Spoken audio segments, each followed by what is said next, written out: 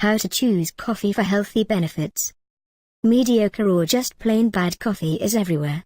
Store shelves are stocked with stale beans. Capsule, pod, and K-cup coffee reigns but is a very poor value in both the machines and the consumables, and the results are a far cry from fresh coffee.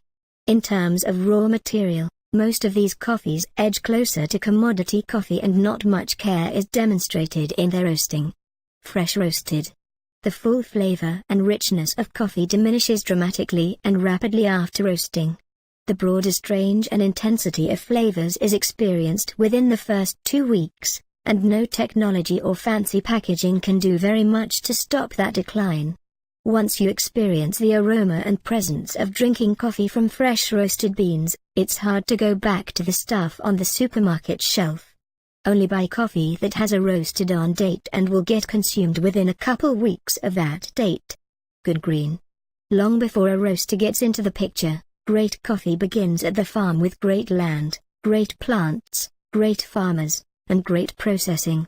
An enormous amount of effort and care goes into growing the best coffees, and there's typically a strong correlation between higher quality and more sustainable agricultural practices. Look for coffee that's traceable back to individual farms or cooperatives and from roasters who are dedicated to paying farmers healthy premiums for high quality. Whole bin coffee's oomph is best experienced freshly ground. The minor convenience of buying beans pre-ground doesn't outweigh the massive loss of flavor and freshness that you'll incur. Buy whole bin coffee. Sweetness, balance, flavor. A truly good coffee will have all three of these in spades: a natural sweetness that carries through each sip, a good balance of organic acids, a pleasing mouthfeel that makes for a cup that's lively without being bitter, flat, or rough, and an intensity of good flavors that add up to deliciousness. Seek out roasters who are discerning in their green coffee sourcing and meticulous in their roasting. Coffee is cultivated throughout the tropics, and more countries and more growers are getting on board the quality coffee bandwagon. A perusal at the offering lists from a bunch of top roasters is likely to push the limits of most people's geography knowledge. While individual growing regions might show distinctive flavor characteristics or have particular processing styles that tend to give them a signature taste, it's important not to fall into the easy trap of dismissing or embracing an entire region or country based on just a small set of experiences.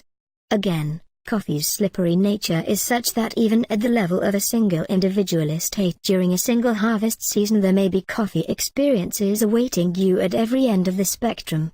If you keep an open mind, there are surprises to be found from almost every corner of the coffee growing world. Roasting styles run the gamut from charcoal black to light golden brown, and many consumers feeling their way through the murky consumer coffee landscape find roast degree to be one of the few graspable features to lock onto as a stated preference. Even among experienced coffee pros, absolutes about degree of roast rightness and wrongness persist, though many other less visible nuances of the roasting process arguably play bigger roles in determining the ultimate awesomeness, or lack thereof, of the finished bin. Keep an open mind on roast degree and you'll likely encounter pleasant surprises across a wide swath of the spectrum. Sustainability, from both an environmental and economic justice perspective, is the subject of endless dialogue inside and around the coffee industry. Consumers looking to feel good about their buying choices will encounter an array of certifications on packaging labels.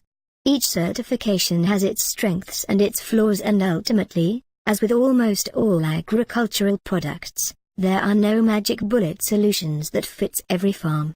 Organic certification emphasizes the farm's inputs, while some of the other eco-certifications focus on bird habitat or biodiversity. Several others focus on setting floor prices for struggling farmers and building market access for cooperatives. Some of the most exciting progress in coffee sustainability is happening with small and medium-sized roasters and boutique exporters and importers working to improve traceability and better prices for producers based around quality. For a newer generation of micro-roasters and sophisticated coffee farmers, Meeting face-to-face and doing business more directly is paying dividends for everyone in the supply chain and resulting in the extraordinary leaps in cup quality that underlie some of the current hype around high-end coffee. Grind your own beans.